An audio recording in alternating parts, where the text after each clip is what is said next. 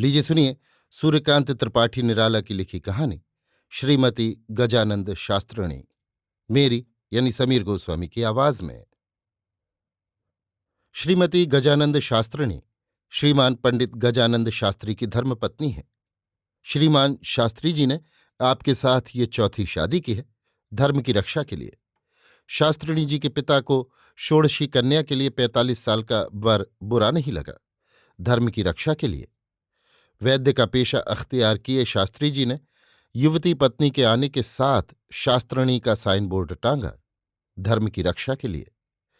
शास्त्रिणी जी उतनी ही उम्र में गहन पतिव्रत पर अविराम लेखनी चलाकर चलीं, धर्म की रक्षा के लिए। मुझे ये कहानी लिखनी पड़ रही है, धर्म की रक्षा के लिए। इससे सिद्ध है धर्म बहुत ही व्यापक है। सूक्ष्म दृष्टि से देखने वालों का कहना है कि नश्वर संसार का कोई काम धर्म के दायरे से बाहर नहीं।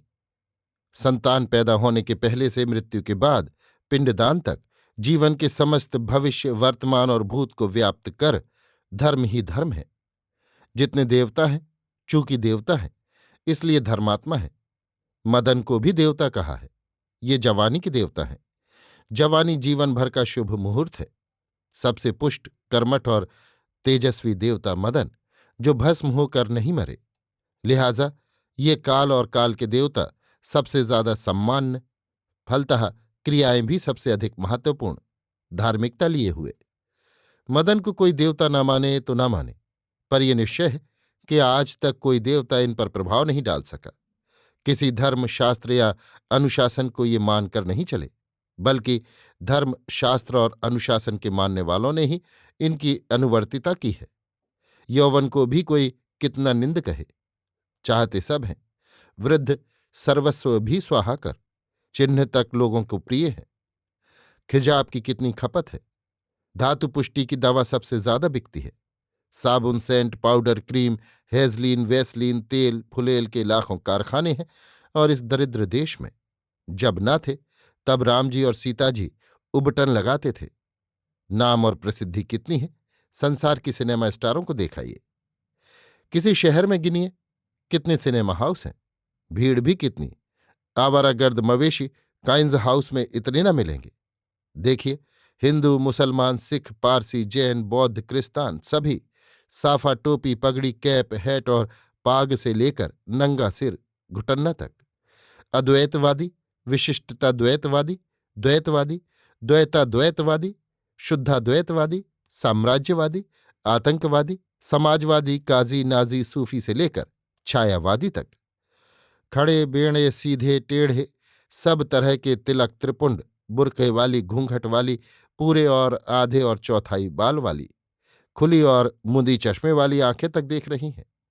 अर्थात संसार के जितने धर्मात्मा हैं सभी यौवन से प्यार करते हैं, इसलिए उसके कार्य को भी धर्म कहना पड़ता है। किसी के ना कहने ना मानने से वो अधर्म नहीं होता। अस्तु इस यौवन के धर्म की ओर शास्त्रिणी जी का धावा हुआ जब वो 15 साल की थी, अविवाहिता। ये आवश्यक था, इसलिए पाप नहीं। मैं इसे आवश्यकता अनुसार ही लिखूंगा। जो लोग विशेष रूप से समझना चाहते हो वे जितने दिन तक पढ़ सके काम विज्ञान का अध्ययन कर लें। इस शास्त्र पर जितनी पुस्तकें हैं, पूरे अध्ययन के लिए पूरा मनुष्य जीवन थोड़ा है। हिंदी में अनेक पुस्तकें इस पर प्रकाशित हैं, बल्कि प्रकाशन को सफल बनाने के लिए इस विषय की पुस्तकें आधार मानी गई हैं। इससे लोगों को मालूम होगा कि ये धर्म किस अवस्था से किस अवस्था तक किस किस रूप में रहता है। शास्त्रिणी जी के पिता जिला बनारस के रहने वाले हैं।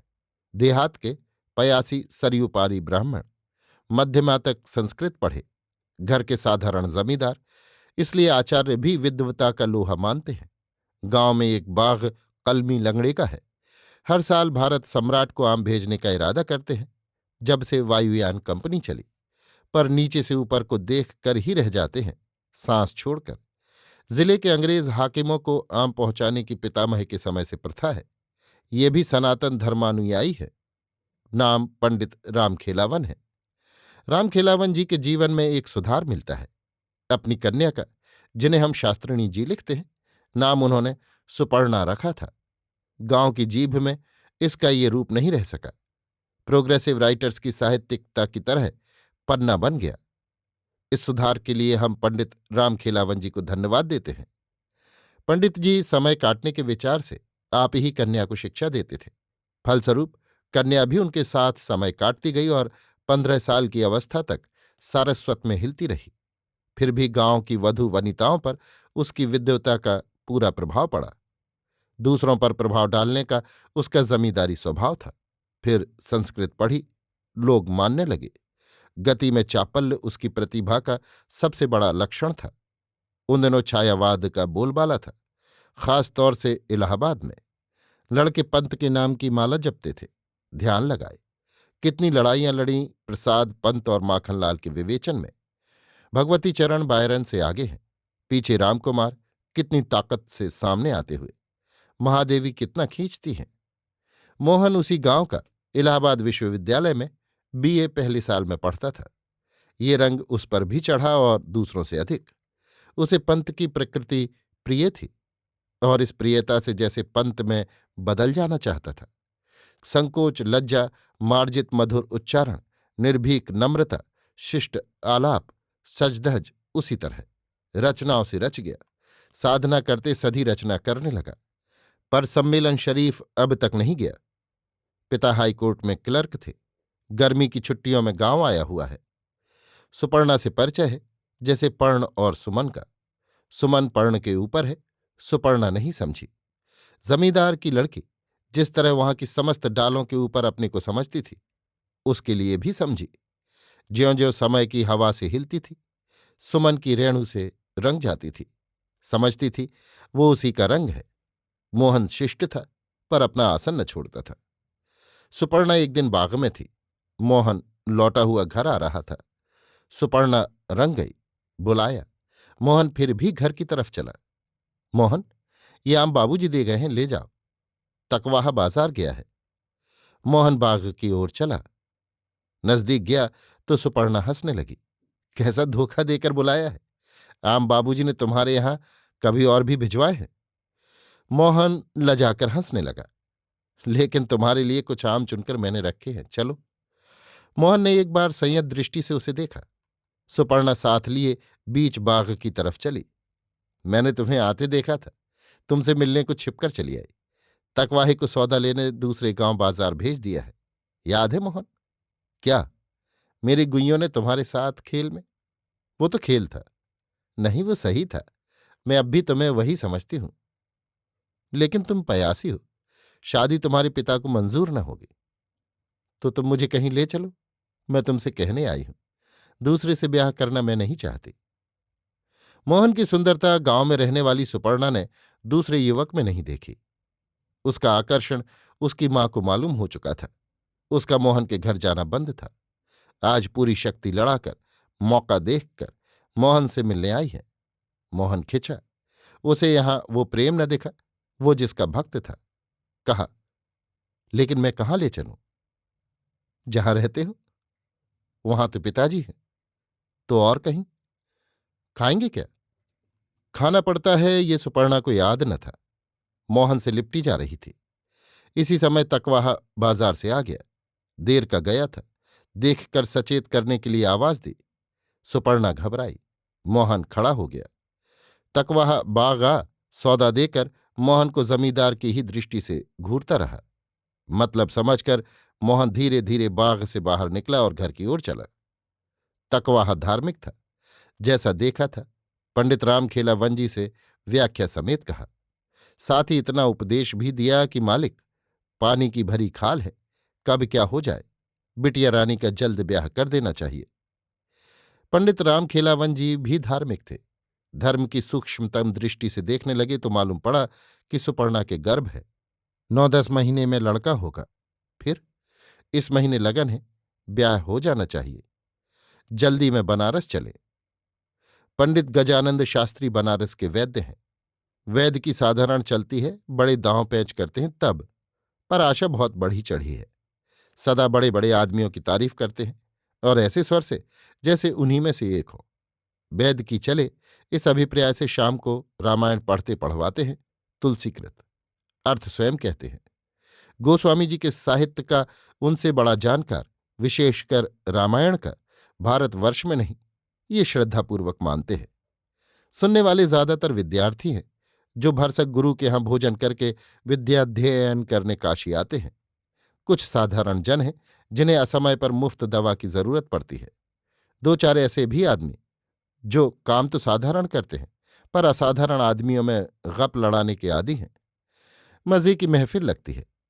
कुछ महीने हुए शास्त्री जी की तीसरी पत्नी का अस्चिकित्सा के कारण देहांत हो गया है। बड़े आदमी की तलाश में मिलने वाले अपने मित्रों से शास्त्री जी बिना पत्नी वाली अड़चनों का बयान करते हैं और उतनी बड़ी गृहस्थी आठा बाठा जाती है, इसके लिए विलाप। सुपात्र सरयुपारी ब्राह्मण है, मामखोर सुकुल। पंडित रामखेलावन जी बनारस में एक ऐसे मित्र के यहाँ आकर ठहरे जो वैद्य जी के पूर्वोक्त प्रकार के मित्र हैं। रामखेलावन जी लड़की के ब्याह के लिए आए हुए हैं। सुनकर मित्र ने उन्हें ऊपर ही लिया और शास्त्री जी की तारीफ करते हुए कहा, ऐसा सुपात्र बनारस शहर में न मिलेगा। शास्त्री जी की तीसरी पत्नी अभी गुजरी हैं, फिर भी उम्र अभी अधिक नहीं, जवान है। शास्त्री वैद्य सुपात्र और उम्र भी अधिक नहीं। सुनकर पंडित रामखेलावन जी ने मन ही मन बाबा विश्वनाथ को दंडवत की और बाबा विश्वनाथ ने हिंदू धर्म के लिए क्या क्या किया है इसका उन्हें स्मरण दिलाया। वो भक्तवत्सल आशुतोष हैं, ये यहीं से विदित हो रहा है। मर्यादा की रक्षा के लिए अपनी पुरी में पहले से वर लिए बैठे हैं। आने के साथ मिला दिया। अब ये बंधान न उखड़े, इसकी बाबा विश्वनाथ को याद दिलाई। पंडित रामखेलावन जी के मित्र पंडित गजानंद शास्त्री के यहाँ उन्हें लेकर चले। जमींदार पर एक धाक जमाने की सोची। कहा, लेकिन बड़े आदमी हैं, कुछ लेन देन वाली पहले से कह दीजिए। आखिर उनकी बराबरी के लिए कहना ही पड़ेगा कि जमींदार हैं। जैसा आप कहें, कुल मिलाकर 3,000 तो दीजिए, नहीं तो अच्छा न लगेगा। इतना तो बहुत है। 2,500? इतने से कम में ना होगा। ये दहेज की बात नहीं, बनाव की बात है। अच्छा, इतना कर दिया जाएगा, लेकिन विवाह इसी लगन में हो जाना चाहिए। मित्र चौंका, संदेह मिटाने के लिए कहा, भाई इस साल तो नहीं हो सकता। पंडित रामखेलावन जी घबराकर बोले, आप जानते ही हैं, 11 साल के बाद लड़की जितनी ही पिता के यहाँ रहती है, पिता पर पाप चढ़ता है। 15 साल की है, सुंदर जोड़ी है, लड़की अपने घर जाए, चिंता कटे, जमाना दूसरा है। मित्र को आशा बंधी, सहानुभूतिपूर्वक बोले, बड़ा जोर लगाना पड़ेगा, अगले साल हो तो बुरा तो नहीं। पंडित रामखेलावन जी चलते हुए रुककर बोले, अब इतना सहारा दिया है तो खेवा पार ही कर दीजिए। बड़े आदमी ठहरे, कोई हमसे भी अच्छा तब तक आ जाएगा। मित्र को मजबूती हुई, बोले, उनकी स्त्री का देहांत हुआ है, अभी साल भी पूरा नहीं हुआ। बरखी से पहले तो मंजूर ना करेंगे, लेकिन एक उपाय है, अगर आप करें। आप जो भी कहें हम करने को तैयार हैं। भला हमें ऐसा दामाद कहाँ मिलेगा। बात यह है कि कुल सरांधे एक ही महीने में करवानी पड़ेगी और फिर ब्रह्मभोज भी तो है, और बड़ा कम से कम 3,000 खर्च होंगे। फिर तत्काल विवाह। आप 1,000 रुपये भी दीजिए, पर उन्हें नहीं। अरे रे, इसे वो अपमान समझेंगे। हमें दें, इससे आपकी इज्जत बढ़ेगी और आखिर हमें बढ़कर उनसे कहना भी तो है कि बराबर की जगह है। 1,000 जब उनके हाथ पर रखेंगे कि आपके ससुर जी ने बरखी के खर्च के लिए दिए हैं, तब ये 10,000 के इतना होगा। यही तो बात थी, वो भी समझेंगे। पंडित रामखेलावन जी दिल से कसमसाए, पर चारा न था। उतरे गले से कहा, अच्छी बात है। मित्र ने कहा, तो रुपए कब तक भेजिएगा। अच्छा, अभी चलिए, देख तो लीजिए, लेकिन विवाह की बातचीत न कीजिएगा, नहीं तो निकाल ही देंगे। समझिए, पत्नी मरी है। रामखेलावन दबे धीरे धीरे चलते गए। लड़की कुछ पढ़ी भी है। पढ़ती तो थी, 3 साल हुए जब मैं गया था, गवाही थी मौका देखने के लिए। मित्र ने पूछा, लड़की तो सरस्वती है, आपने देखा ही है, संस्कृत पढ़ी है। ठीक है, देखिए बाबा विश्वनाथ हैं। मित्र की तरह पर उतरे गले से कहा। रामखेलावन जी डरे कि बिगाड़ न दे। दिल से जानते थे बदमाश है, उनकी तरफ से झूठ गवाही दे चुका है रुपए लेकर, लेकिन लाचार थे। कहा, हम तो आप में बाबा विश्वनाथ को ही देखते हैं, ये काम आपका बनाया बनेगा। मित्र हंसा, बोला, कह तो चुके, गाढ़े में काम न दे वो मित्र नहीं, दुश्मन है। सामने देखकर, वो शास्त्री जी का ही मकान है। सामने था वो किराए का मकान। अच्छी तरह देखकर कहा, है नहीं, बैठक में, शायद पूजा में है। दोनों बैठक में गए। मित्र ने पंडित रामखेलावन जी को आश्वासन देकर कहा, आप बैठिए, मैं बुलाए लाता हूं। पंडित रामखेलावन जी एक कुर्सी पर बैठे। मित्रवर आवाज देते हुए जीने पर चढ़े। जिस तरह मित्र ने यहां रौब गांठा था, उसी तरह शास्त्री जी पर गांठना चाहा। वो देख चुका था, शास्त्री जी खिजाब लगाते हैं, अर्थ विवाह के सिवा दूसरा नहीं। शास्त्री जी बढ़ बढ़कर बातें करते हैं, ये मौका बढ़कर बात करने का है। उसका मंत्र है, काम निकल जाने पर बेटा बाप का नहीं होता, उसे काम निकालना है। शास्त्री जी ऊपर एकांत में दवा कूट रहे थे। आवाज पहचान कर बुलाया। मित्र ने पहुंचने के साथ देखा, हिजाब ताज़ा है। प्रसन्न होकर बोला, मेरी मानिए तो वो ब्याह कराऊं जैसा कभी किया ना हो, और बहू अप्सरा, संस्कृत पढ़ी, रुपया भी दिलाऊं। शास्त्री जी पुलकित हो उठे। कहा, आप हमें दूसरा समझते हैं। इतनी मित्रता, रोज की उठक बैठक, आप मित्र ही नहीं हमारे सर्वस्व हैं। आपकी बात ना मानेंगे तो क्या रास्ता चलते कि मानेंगे? आप भी। आपने अभी स्नान नहीं किया शायद? नहाकर चंदन लगाकर अच्छे कपड़े पहनकर नीचे आइए। विवाह करने वाले जमींदार साहब हैं, वहीं परिचय कराऊंगा। लेकिन अपनी तरफ से कुछ कहिएगा मत, नहीं तो बड़ा आदमी है, भड़क जाएगा। घर की शेखी में मत भूलिएगा, आप जैसे उसके नौकर हैं। हाँ, जन्म पत्र अपना हरगिज न दीजिएगा। उम्र का पता चला तो न करेगा। मैं सब ठीक कर दूंगा, चुपचाप बैठे रहिएगा। नौकर कहाँ है? बाजार गया है। आने पर मिठाई मंगवाइएगा, हालांकि खाएगा नहीं। मिठाई से इनकार करने पर नमस्कार करके सीधा ऊपर का रास्ता नापिएगा। मैं भी ये कह दूंगा, शास्त्री जी ने आधे घंटे का समय दिया है। शास्त्री गजानंद जी गदगद हो गए। ऐसा सच्चा आदमी ये पहला मिला है। उनका दिल कहने लगा। मित्र नीचे उतरा और मित्र से गंभीर होकर बोला, पूजा में है, मैं तो पहले ही समझ गया था। 10 मिनट के बाद आंख खोली, जब मैंने घंटी टिनटिनाई। जब से स्त्री का देहांत हुआ है, पूजा में ही तो रहते हैं। सिर हिलाकर कहा, चलो देखिए, बाबा विश्वनाथ ही हैं। हे प्रभु, शरणागत शरण, तुम ही हो बाबा विश्वनाथ। कहते हुए मित्र ने पलकें मूंद ली। इसी समय पैरों की आहट मालूम दी। देखा, नौकर आ रहा था। डांट कर कहा, पंखा झल, शास्त्री जी अभी आते हैं। नौकर पंखा झलने लगा। वैद्य का बैठका था ही। पंडित रामखेलावन जी प्रभाव में आ गए। आधे घंटे बाद जीने में खड़ाऊ की खटक सुन पड़ी।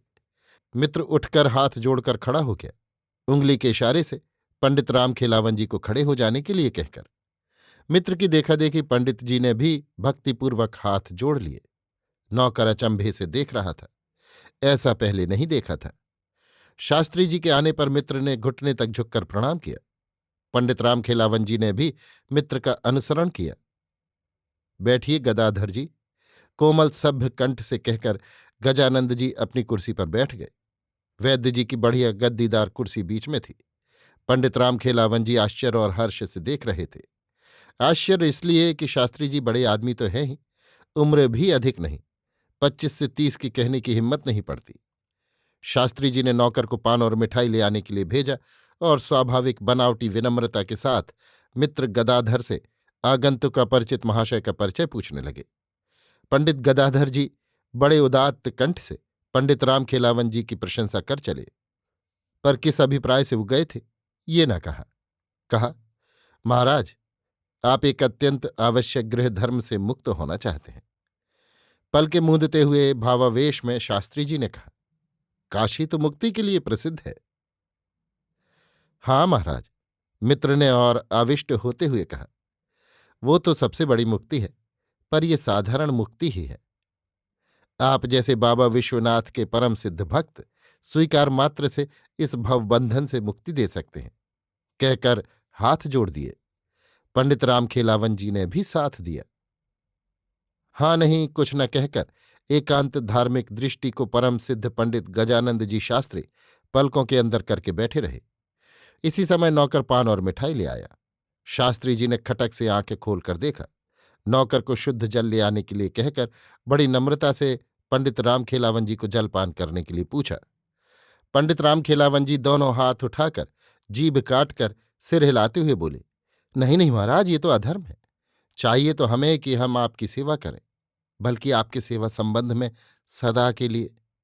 आहा, क्या कही क्या कही, कहकर पूरा दोना उठाकर एक रसगुल्ला मुंह में छोड़ते हुए मित्र ने कहा, बाबा विश्वनाथ जी के वर से काशी का एक एक बालक अंतर्यामी होता है। फिर उनकी सभा के पारिषद शास्त्री जी तो। शास्त्री जी अभिन्न स्नेह की दृष्टि से प्रिय मित्र को देखते रहे।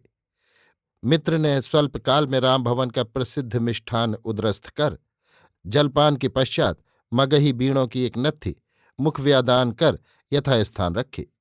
शास्त्री जी विनयपूर्वक नमस्कार कर जीना तय करने को चले। उनके पीठ फेरने पर मित्र ने रामखेलावन जी को पंजा दिखाकर हिलाते हुए आश्वासन दिया। शास्त्री जी के अदृश्य होने पर इशारे से पंडित रामखेलावन जी को साथ लेकर वास स्थल की ओर प्रस्थान किया। रामखेलावन जी के मौन पर शास्त्री जी का पूरा पूरा प्रभाव पड़ चुका था। कहा, अब हमें इधर से जाने दीजिए, कल रुपए लेकर आएंगे, लेकिन इसी महीने विवाह हो जाए। इसी महीने गंभीर भाव से मित्र ने कहा, जन्मपत्र लड़की का लेते आइएगा। हाँ, एक बात और है, बाकी 1,500 में 1,200 का जेवर होना चाहिए, नया। आइएगा, हम खरीदवा देंगे। दलाली की सोचते हुए कहा, आपको ठग लेगा। आप इतना तो समझ गए होंगे कि इतने के बिना बनता नहीं। 300 रुपये रह जाएंगे, खिलाने पिलाने और पर्जों को देने को बहुत है, बल्कि कुछ बच जाएगा आपके पास। फिजूल खर्च हो ये मैं नहीं चाहता, इसीलिए ठोस ठोस काम वाला खर्च कहा। अच्छा, नमस्कार। शास्त्री जी का ब्याह हो गया। सुपर्णा पति के साथ है। शास्त्री जी ब्याह करते करते कोमल हो गए थे। नवीना सुपर्णा को यथाभ्यास सब प्रकार प्रीत रखने लगे। बाग से लौटने पर सुपर्णा के हृदय में मोहन के लिए क्रोध पैदा हुआ। घर वालों ने सख्त निगरानी रखने के अलावा डर के मारे उससे कुछ नहीं कहा। उसने भी विरोध किए बिना विवाह के बहाव में अपने को बहा दिया। मन में ये प्रतिहिंसा लिए हुए कि मोहन इस बहते में मिलेगा और उसे हो सकेगा तो उचित शिक्षा देगी। शास्त्री जी को एकांत भक्त देखकर मन में मुस्काई। सुपर्णा का जीवन शास्त्री जी के लिए भी जीवन सिद्ध हुआ। शास्त्री जी अपना कारोबार बढ़ाने लगे। सुपर्णा को बैदक की अनुवादित हिंदी पुस्तकें देने लगे। नाड़ी विचार चर्चा आदि करने लगे। उस आग में तृण की तरह जल जल कर जो प्रकाश देखने लगे वो मर्त में उन्हें दुर्लभ मालूम दिया। एक दिन श्रीमती गजानंद शास्त्रिणी जी के नाम से स्त्रियों के लिए बिना फीस वाला रोग परीक्षणालय खोल दिया, इस विचार से कि दवा के दाम मिलेंगे, फिर प्रसिद्धि होने पर फीस भी मिलेगी। लेकिन ध्यान से सुपर्णा के पढ़ने का कारण कुछ और है। शास्त्री जी अपनी मेज की सजावट तथा प्रतीक्षा करते रोगियों के समय काटने के विचार से तारा के ग्राहक थे। एक दिन सुपर्णा तारा के पन्ने उलटने लगी। मोहन की एक रचना छपी थी। ये उसकी पहली प्रकाशित कविता थी। विषय था व्यर्थ प्रणय। बात बहुत कुछ मिलती थी, लेकिन कुछ निंदा थी।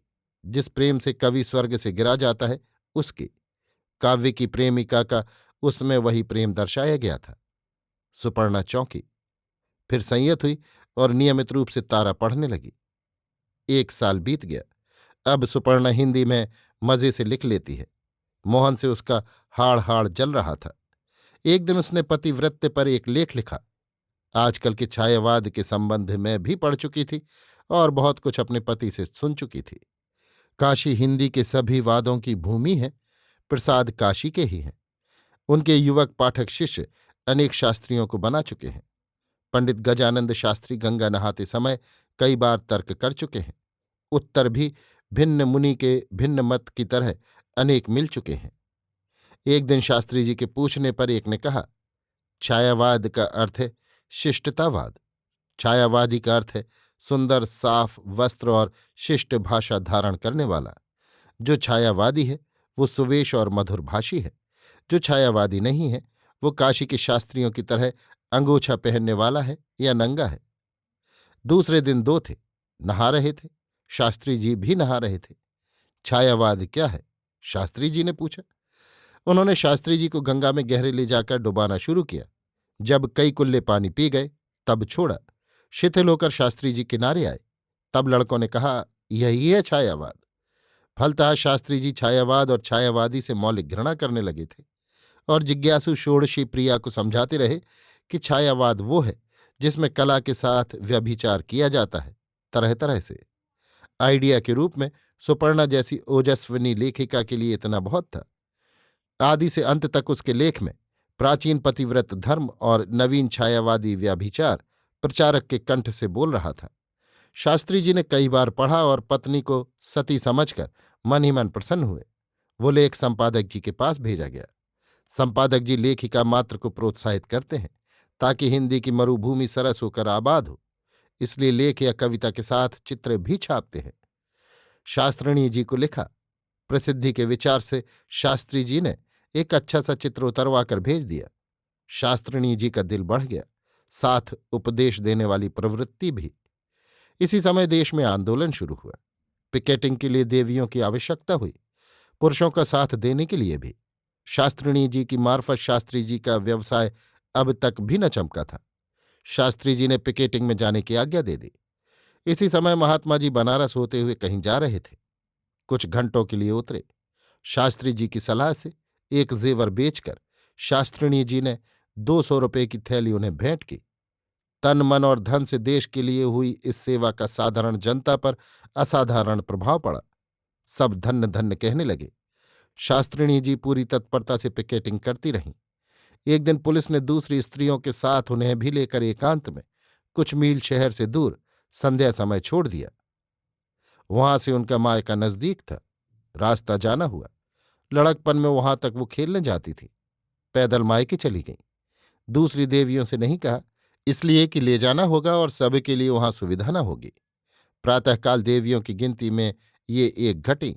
संवाद पत्रों ने हल्ला मचाया। ये 3 दिन बाद विश्राम लेकर मायके से लौटी और शोक संतप्त पतिदेव को और उच्छृंखल रूप से बड़बड़ाते हुए संवाद पत्रों को शांत किया। प्रतिवाद लिखा कि संपादकों को इस प्रकार अधीर नहीं होना चाहिए। आंदोलन के बाद इनकी प्रैक्टिस चमक गई। बड़ी बड़ी देवियां आने लगीं। बुलावा भी होने लगा। चिकित्सा के साथ लेख लिखना भी जारी रहा। ये बिल्कुल समय के साथ थी। एक बार लिखा, देश को छायावाद से जितना नुकसान पहुंचा है उतना गुलामी से नहीं। इनके विचारों का आदर नीम राजनीतिज्ञों में क्रमशः जोर पकड़ता गया। प्रोग्रेसिव राइटर्स ने भी बधाइयां दी और इनकी हिंदी को आदर्श मानकर अपनी सभा में सम्मिलित होने के लिए पूछा। अस्तु, शास्त्रिणी जी दिन पर दिन उन्नति करती गई। इस समय नया चुनाव शुरू हुआ। राष्ट्रपति ने कांग्रेस को वोट देने के लिए आवाज उठाई। हर जिले से कांग्रेस उम्मीदवार खड़े हुए। देवियां भी। वे मर्दों के बराबर हैं।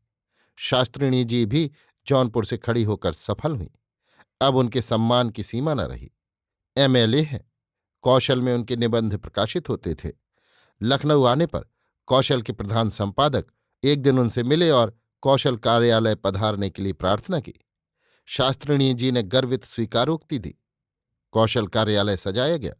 शास्त्रिणी जी पधारी। मोहन एमए होकर यहां सहकारी है, लेकिन लिखने में हिंदी में अकेला। शास्त्रिणी जी ने देखा। मोहन ने उठकर नमस्कार किया। आप यहां? शास्त्रिणी जी ने प्रश्न किया। जी हां, मोहन ने नम्रता से उत्तर दिया। यहां सहायक हूं। शास्त्रिणी जी उद्यत भाव से हंसी। उपदेश के स्वर में बोली, आप गलत रास्ते पर थे। अभी आप सुन रहे थे सूर्यकांत त्रिपाठी निराला की लिखी कहानी श्रीमती गजानंद शास्त्रिणी, मेरी यानी समीर गोस्वामी की आवाज में।